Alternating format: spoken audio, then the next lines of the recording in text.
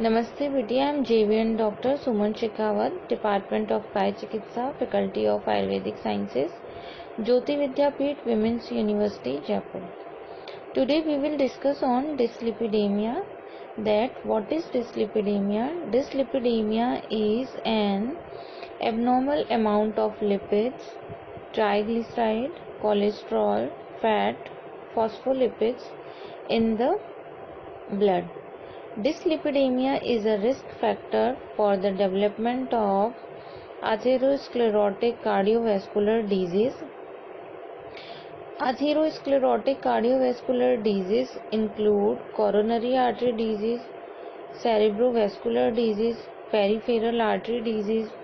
Although dyslipidemia is a risk factor for atherosclerotic cardiovascular disease, abnormal levels doesn't mean that lipid lowering agent need to be started. Other factors such as comorbid condition and lifestyle in addition to dyslipidemia is considered in a cardiovascular risk assessment. In developed countries, most lipidemias are hyperlipidemia, that is an elevation of lipids in the blood. This is often due to diet and lifestyle. Prolonged elevation of insulin resistance can also lead to dyslipidemia.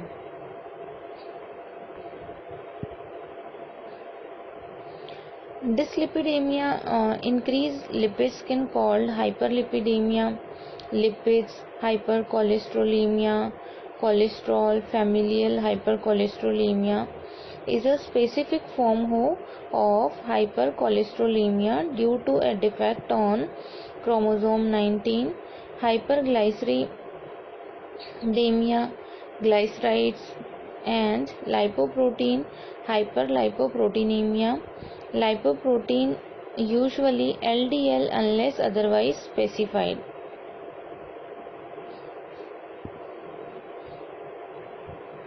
Physicians and basic researchers classified dyslipidemia into two distinct ways. One way is present in the body, including the specific type of lipids that is increased. The other way is due to the underlying cause of the condition, genetic or secondary to another condition.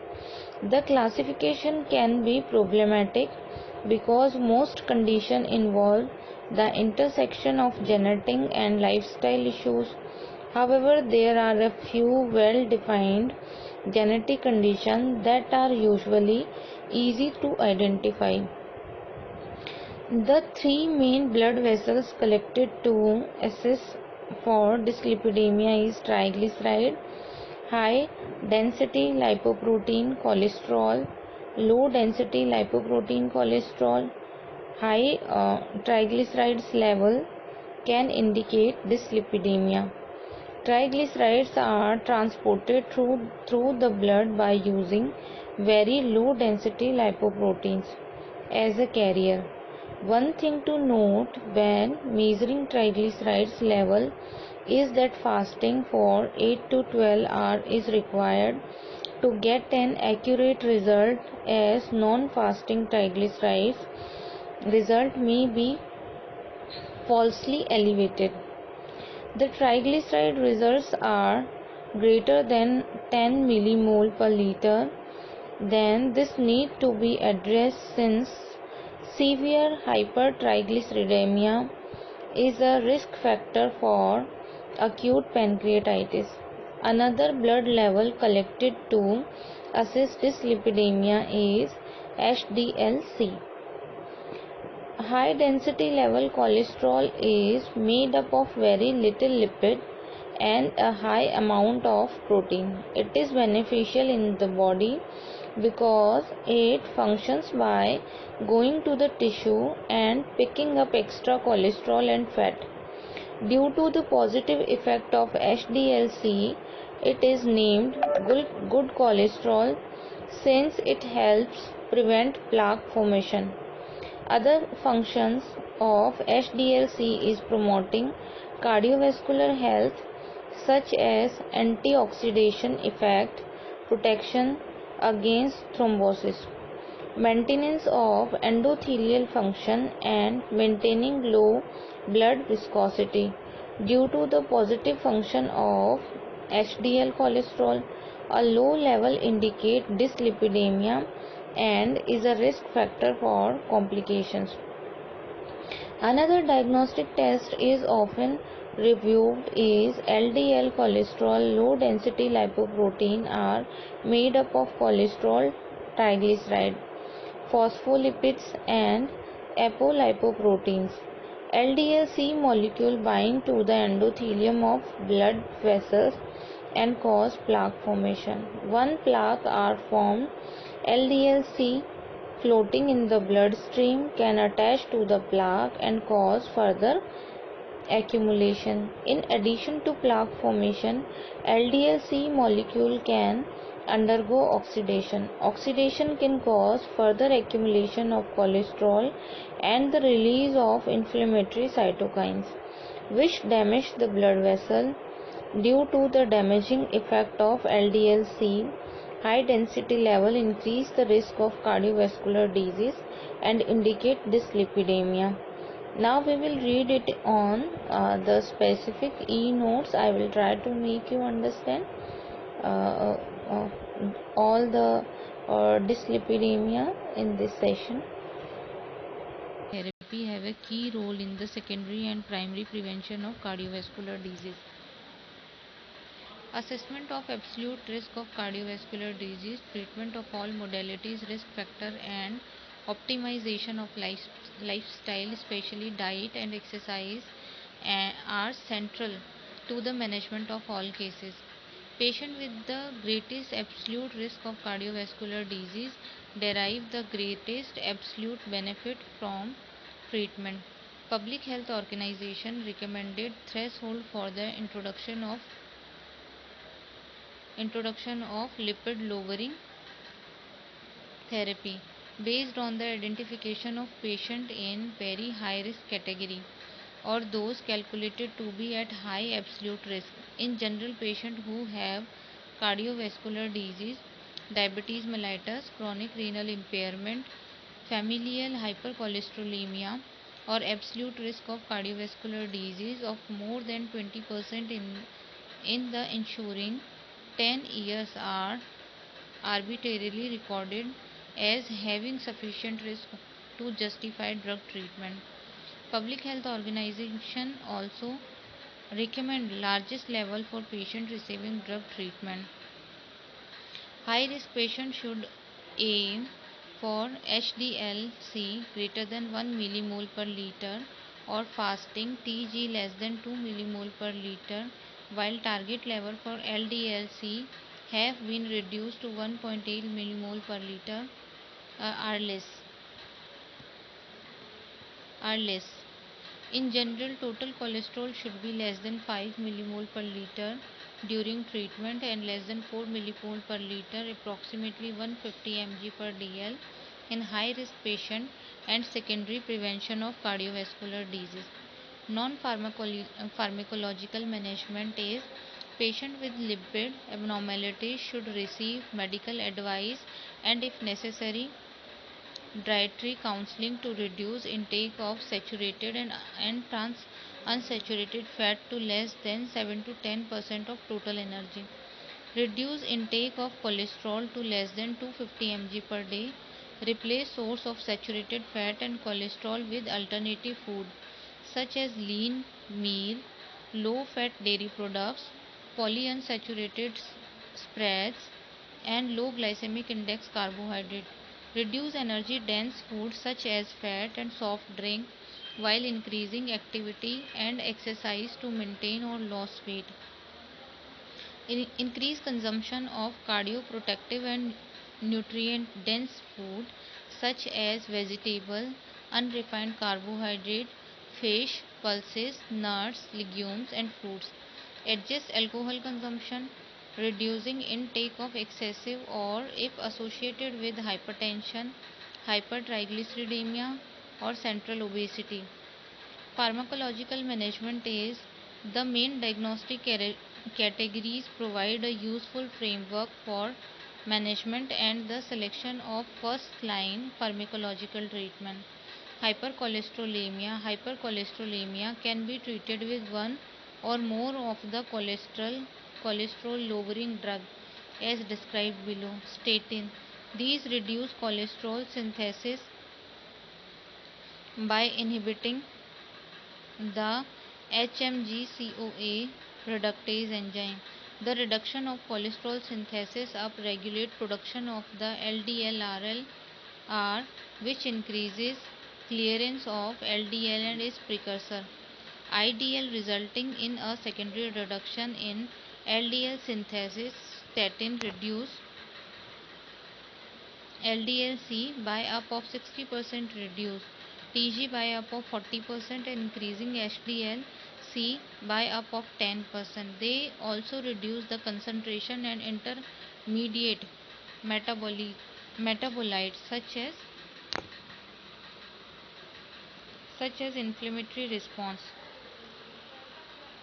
Ezetimibe inhibits activity of intestinal mucosal transporter NPC1L1, which is responsible for absorption of dietary and bacillary cholesterol. Bile acid sequestrating resins. Drugs in this class include cholestyramine, cholestypol, and cholesevalum. These presents the reabsorption of bile acid, thereby increasing de novo bile acid synthesis from hepatic cholesterol. PCSK9 inhibitor. Monoclonal antibodies have been developed that neutralize PCSK9, an enzyme that degrades the LDRL. This causes level of LDRL to increase, which markedly reduces LDL-C. The PCSK9 inhibitor currently available are evolocumab and alirocumab,